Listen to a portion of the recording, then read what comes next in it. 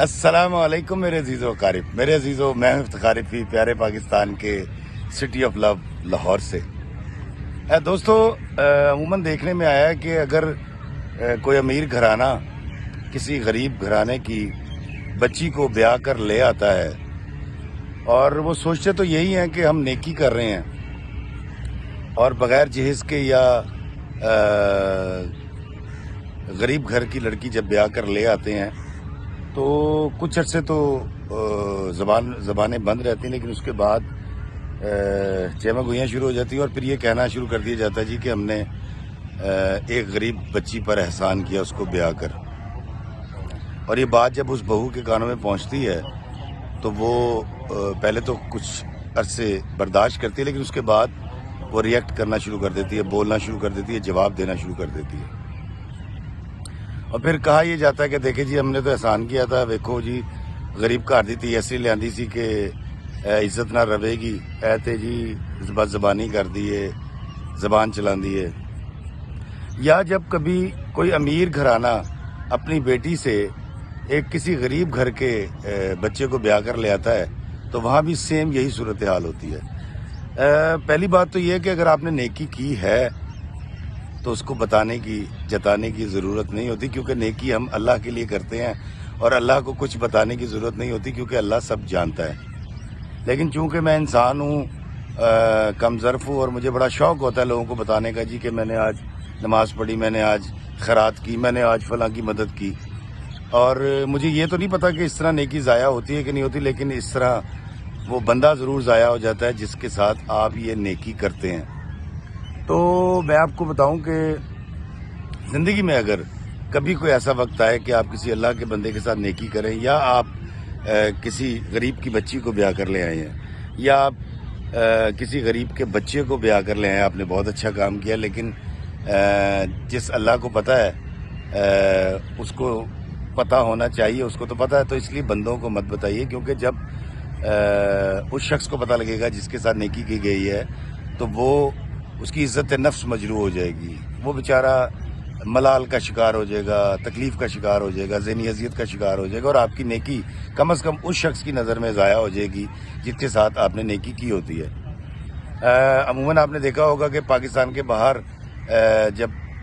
جو اوورسیز پاکستانی ہیں وہ جب پاکستان سے کسی بچی کو یا بچے کو بیاہ کر لے کے جاتے تو ان کے ساتھ بھی اسی طرح کے مسائل ہوتے ہیں۔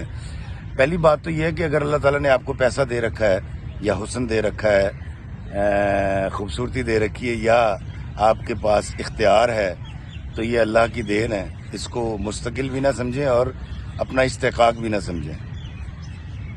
لیکن اگر ایسا ہے تو بابا جی اشفاق صاحب کہتے تھے کہ اگر آپ خوبصورت ہیں یا امیر ہیں تو اس میں آپ کا کوئی کمال نہیں ہے۔ آپ اگر کسی امیر گھر میں پیدا ہو گئے ہیں تو اپنی خوبصورتی، اپنے مقام، مرتبے، پیسے کی وجہ سے عزت نفس کے ماروں کی گردنیں مت کاٹتے پھرنا۔ دوستوں، میں آپ کو بتاتا ہوں کہ ابھی کچھ عرصے پہلے میں اپنی بیگم اور بچوں کے ساتھ مینار پاکستان گیا۔ بچے نیچے کھیلنے لگ گئے صحن میں مینار پاکستان کے، اور میری بیگم نے کہا میں بچوں کے پاس ہوں، تو میں نے کہا میں ذرا مینار پاکستان پہ ہو کے آتا ہوں۔ تو دوستوں، میں مینار پاکستان کی سیڑھیاں چڑھ گیا، بڑا مزہ آیا، جو اوپر پہنچا تھک چکا تھا، سانس پھولا ہوا تھا،